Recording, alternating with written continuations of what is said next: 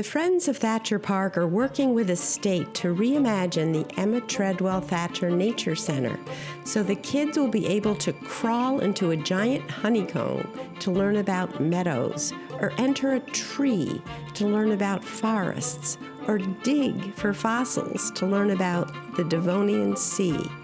Laure-Jeanne d'Avignon, president of the Friends of Thacher Park, and John Anderson, whom she calls her fundraising angel, told us all about it. Yes, one of the impeti of the Friends was to help with amphibian preservation. So folks like you, Melissa, who live locally may know that this area is home to many what we call vernal ponds. Vernal ponds are very critical. So these are the sporadically appearing bodies of water in the spring from snowmelt, et cetera, in these low-lying areas where amphibians can have some fun and then lay their eggs. And unfortunately, though, we're cutting them off from those breeding grounds like we do with many species at this point. And so that was one of the reasons. Another was actually this space here. So at the time that this nature center was constructed, now about 25 years ago, there was no structure at the park. There was no visitor center. We had a very small booth where some of the folks, it was the WPA era wooden brown structure that's still at the Knox entrance of the park that is now Park Police. That was the park office for years, that 1930s in all its glory. So this building 25 years ago was kind of the building for Thacher. And the Friends, the concept of Friends groups, I think at the time was a little newer for parks. We were not the first, but we were one of the first to become, incorporated as a 501c3. And one of the first efforts was helping to fund and raise this building with the Schroeders. How many friends are there now? How many members are in your group? We run around 200, which those are folks that actually pay dues and receive a newsletter directly, which is available on the website as well. But we like to say there's uppercase and lowercase friends. We have the folks who are officially members, but we have this whole community that gives time, effort, and spends time up here. And we're always trying to do a better job reaching those folks. So if someone's listening and they think, I'm intrigued, what would they do? How would they find out about a meeting, or where are you online? What? Yeah, so there is staff who have information from the Friends and about the Friends at both the Visitor Center and here at the Nature Center, which is where we do get some of our memberships. But we are on the webs, the interwebs at friendsofThacherPark.org, O-R-G. And that's our primary place. We do also have social, but we're not super active there. We tend to let the park have the stronger social presence. So you've mentioned several times, and this is the heart of what we're here to talk about. Tell us about the building 25 years ago of this really beautiful center. We're looking out here just as twilight is falling on Thompson's Lake. It's serene in a winter setting. I think it looks like there's still ice on the lake and there's snow all around. And how did this come to be?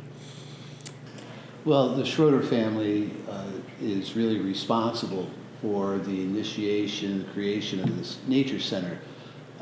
Fred Schroeder was director of the Boys Club in Albany and ran a summer camp on this site for many years. Eventually became part of the state park system. We're right next to the campground, right on Thompson Lake, as you said, but they seeded this project with donation, their private donation, and also created an endowment that funds partially the salary of one of our educators here. So this was really a public-private partnership right from the beginning. A lot of private support.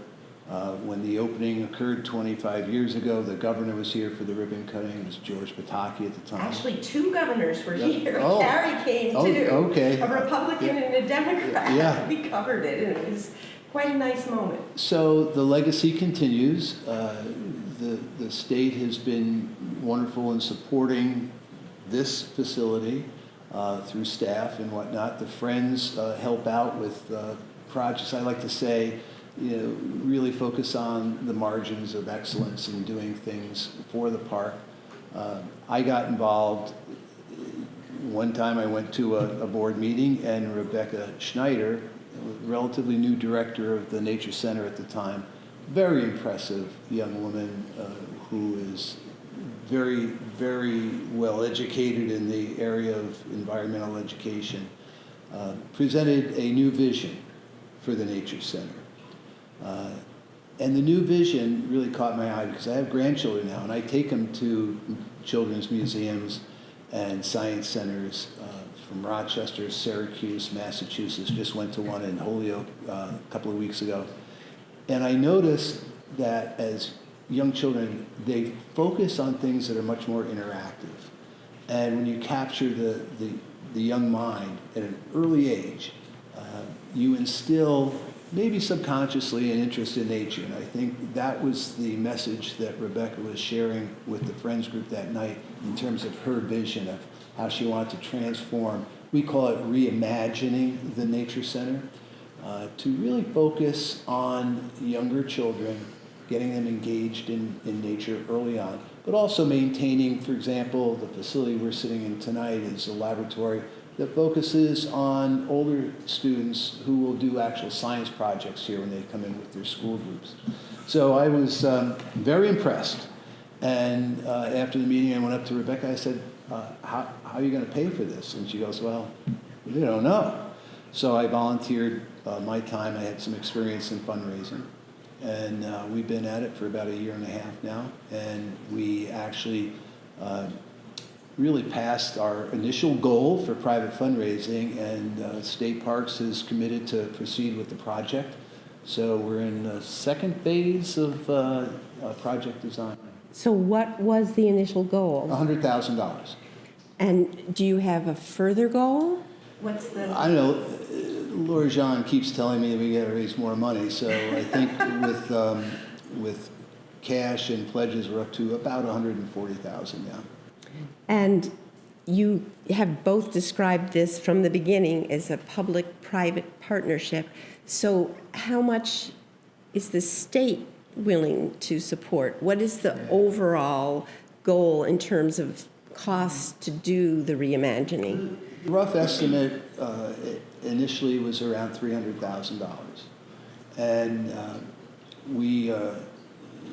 I think the state is probably committed for about half of that now, but we still continue to raise money because there's other things we want to do outside this building in terms of the entrance, handicapped accessible doors, things like that. So there's an a la carte menu of things. So we'll keep raising money to address some of those projects as well. Did I leave anything out? Yeah, no, I think, again, it's a mix of public and private funds. The project cost has grown. That $300K was pre all of these economic stressors that we're undergoing now. But to John's point, we are still raising private funds. We do have support from the state, and we do also have some pending grant requests out. So if someone's listening or watching and they think, I may want to donate, is it the same website or is there a separate place? How do they do that? They can write a check to Thacher Park Nature Center, address here, can't remember it offhand, and put in the memo Nature Center Project. And that goes into an organization that we use called the National Heritage Trust, which manages all the money. So we have an account with them. Oh, and that's how the Schroeders did it to start with. Exactly. I remember that. Yeah, that's where the endowment. Yeah. So you told me beforehand that your design firm is Amaze and that your architects are Saratoga Associates. And I just wonder if you could kind of walk through, if all goes well with the fundraising and the state support and the grants, you said this space, the lab for the older children, will remain the same, but what's going to happen out in the main main rooms there? The main area will be completely transformed. It's not quite a full gut. We're not going down to the studs. We're going to keep the basic building envelope will stay the same. We're not touching the structure at all. But as John was mentioning, we, in the 25 years, this is still a beautiful facility. A lot of thought was put into the original exhibits. They're 25 years old. And in addition to the fact they're aging out, we have a lot more we know about how kids and adults interact with things in the space they are in and how they learn and how they retain knowledge.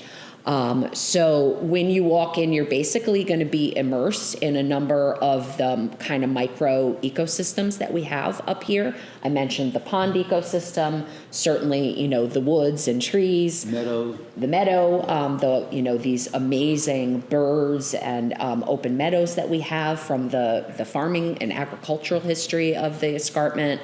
It's not just the present ecosystems that we're featuring, it's also the fact that this used to be an ocean. And the creatures that we see in the rock, the fossils that are part of why Thacher is a world-renowned spot that scientists have come since they had to come on boats to visit us.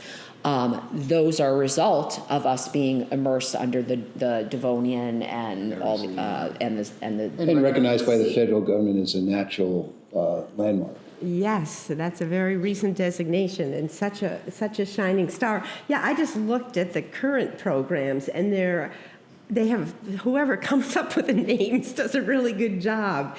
Incredible insects, awesome aquatics, hibernation investigation, animal superpowers. It just goes on and on. So tell us about the educators. What's the staff here?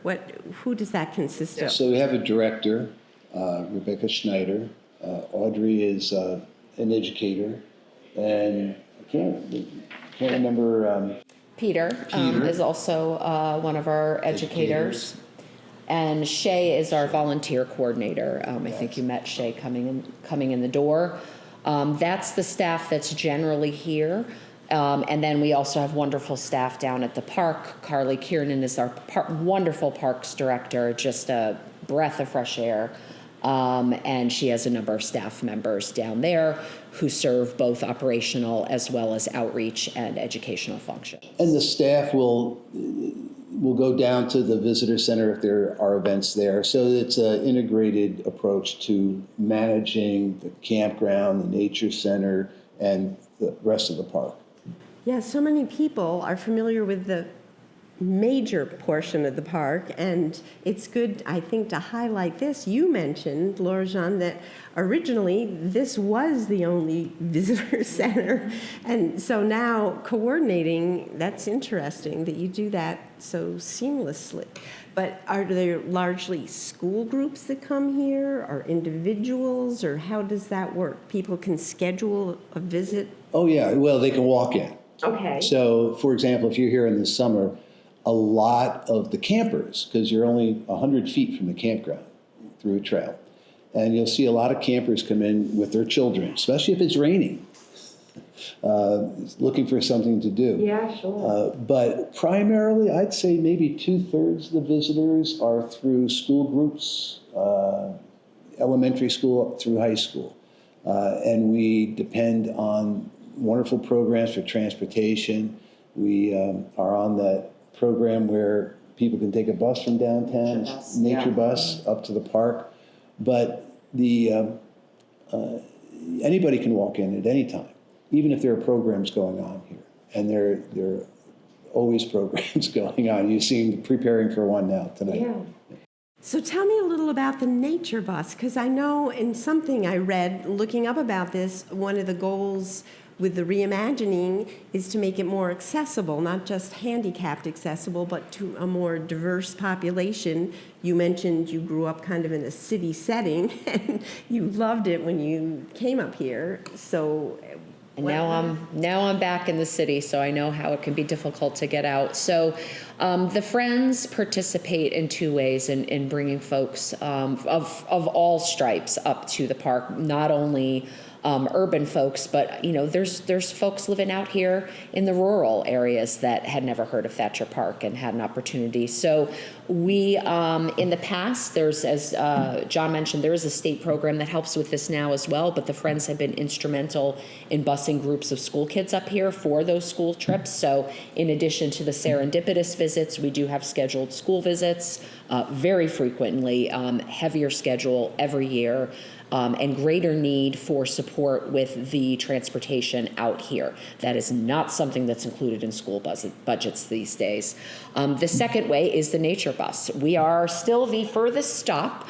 We are not on every route. There are certain days that they come up here. So for folks that aren't aware, this is again a public-private partnership, CDTA, as well as groups like the Friends provide direct financial support to run a bus from Albany, a couple locations in Albany, through, I believe, Slingerlands. They stop places like Five Rivers, but then ultimately there is a route that comes up here to Thacher. You can get out, you can walk around. There is special programming that we do for the nature bus participants because, again, if you don't have your own transportation, you may not get out in nature very often, and you might say, hey, not quite sure what to do, not sure what trail I should be on. Where's it safe to take my kids? Is there a bear coming?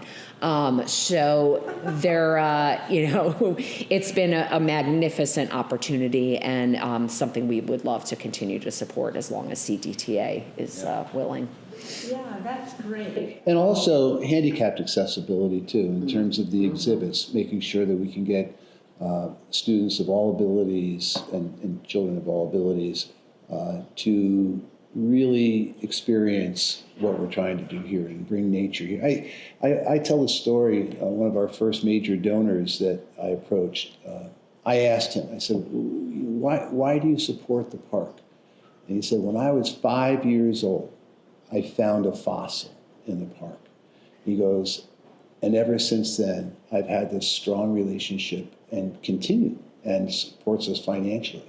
But that experience really instilled in him the importance of nature and understanding nature.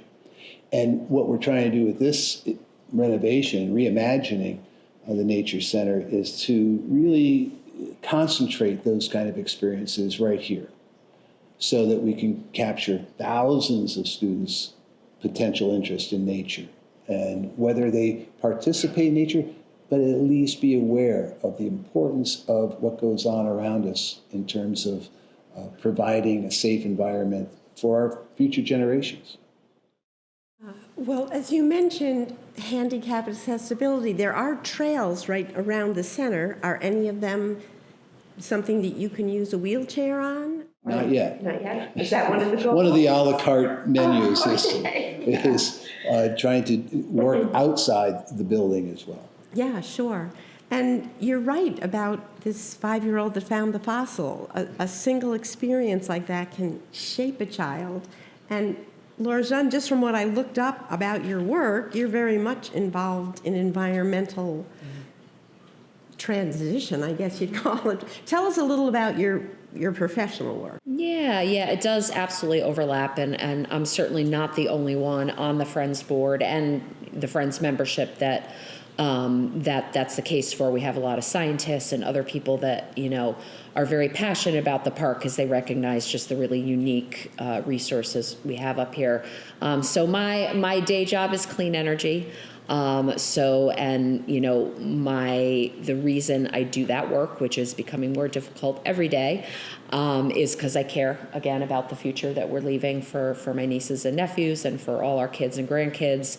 But because of my love for the wide open spaces. And, I've been out in Wyoming doing the geological field work and seen the oil rigs in the middle of this beautiful, supposedly untouched wilderness. So, that's definitely part of it. I think the energy transition is important to our environment. In addition to the inarguable fact that the carbon economy is impacting our environment, it's also taking up a lot of the resources that are in our open and wild spaces. And, I won't get into some of the recent news about the reopening of some of our wilderness. Where our aim is not to be political here. However, that is a strong motivator for me in working with groups like the Friends to ensure that we can recreate up here, but we can do it in a way that preserves this resource for future generations. Well, yeah, to me, that transcends politics, and It should. Yeah. It should.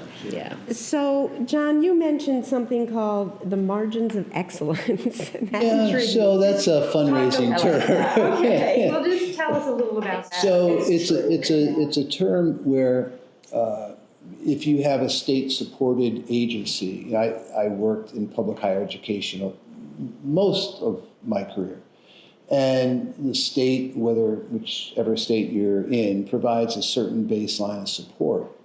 But you depend on private donations to do things that are a little different or enhance a program in some way. Do something that enhances that level of excellence to even something more unique and better. So we use it in fundraising as a term saying, why should I give to Thacher Park Nature Center? That's a state facility. Well, it is technically, but it's the private support that created the building. It's the private support that's going to help really raise that margin of excellence for this nature center in terms of new exhibits that are appropriate now for the way we educate young people in terms of their environment. And the exhibits are a big example of that, but, events, yoga in the park. Yeah. There's no line item for yoga in the park in the state budget. So that's the kind of thing the Friends can do. Running I Love My Park Day. You just That's a mentioned partnership. The New Year's hike. Tell us The New about Year's that, hike, because you yeah. said how many years ago you were here by yourself? Yeah. Oh, it's so wonderful to see people using the park in the winter. I'm dating myself, but thinking back to 25, 30 years ago when I first moved up here, I was alone outside in the winter, and that is not the case up here anymore. We've got a warming hut, we've got people skiing, snowshoeing, ice skating, fishing on the lake. Actually, they were already up fishing on the lake. They were there too, but there was very few of us. I can't claim credit for the first day hike. That's very much a Parks-led effort. So what haven't I asked you that you're dying for people to know, either about yourselves or about the fundraiser? You can contribute. My personal phone number is on the Friends website. Again, I'm the president, Lorchan d'Avignon, LJ. You can feel free to reach out to me. Folks actually call me, and just because when you're, if you're sending a significant gift, you'd like to talk to someone. We do not have e-commerce yet. We're very much an analog organization, but we're working on coming into the 21st century, and we've got some fabulous new board members who are going to get us there. And you mentioned too, you're looking for young members as well. We have some new board members that are very committed to nature, very committed to this park. All live locally. Like I said, I found this park. It's in my backyard, and I bicycle up here. I cross country ski. I hike. It's just a phenomenal resource for not only this region, but people come from all over. Camp here, visit here. The views are spectacular, even in the winter. So yeah, the park is open all year round, and it's just a wonderful resource that's free. Parking in the summer, but hey, $6 is a bargain for a carload of people. And if you're like yourself, you bicycle up there, you're all set without parking. Exactly, right, exactly. Even if you don't like hiking, there are so many activities. We have crafts, we have a holiday bazaar, we have all sorts of educational lectures on everything from bats to the geology to history to indigenous peoples who lived up here. And I was going to say, I'll put a plug in for our third year coming up, Labor Day weekend. On Saturday, we have an event called Harmony on the Hill with a food truck, games for children, and some wonderful music. Harmony on the Hill, that's a great name. And you also have a native plant sale every year, which people I know that garden look forward to because it's often hard to find those species. Yeah, I don't know when you'll go online with this podcast, but we do have a kickoff here or at the visitor center for the native plant sale Saturday, January 31st from 1 to 3 if folks can join us. That's the next big event you can see the friends appear at, I believe. Yeah. And then we'll be out at the ice, or someone will be out at the ice fishing contest if there's ice on the lake. We'll see. Fingers crossed.